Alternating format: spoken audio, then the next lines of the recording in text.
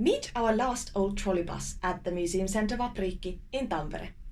The trolleybus had many names in Tampere, as a beloved child should. It was not only called a trolleybus, rollikka in Finnish, but also an electric bus and Timberman Beetle, among others. The car in Vapriikki has the serial number 2.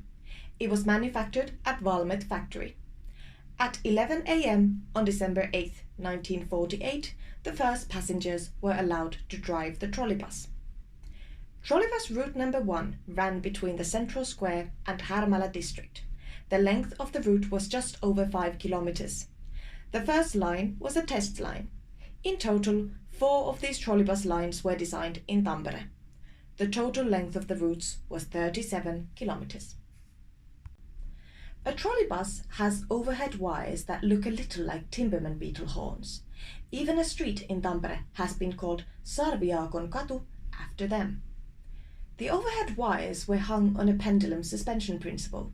Since the streets were not in very good condition, sometimes the overhead wires were disconnected when the bus got into a bump in the street.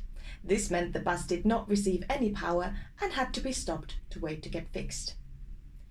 In Vapriikki, you can jump on the rollikka to see how it looks inside. There are 25 seats. 36 passengers could stand, especially at the back of the bus. A lot of wood was used in the interior. A specialty is the conductor's seat. In addition to the driver, there was a conductor sitting on the bus to sell the tickets. The trolleybus was a popular vehicle among people. Tampere Transport Agency had to sell tickets also on bus stops on Sundays during the first few weeks. Not everybody got on board as there were so many passengers. Tampere was the first town to introduce trolleybuses in Finland. Helsinki followed a few months later. Trolleybus traffic ended in Tampere in May 1976, though some people still dream of its return.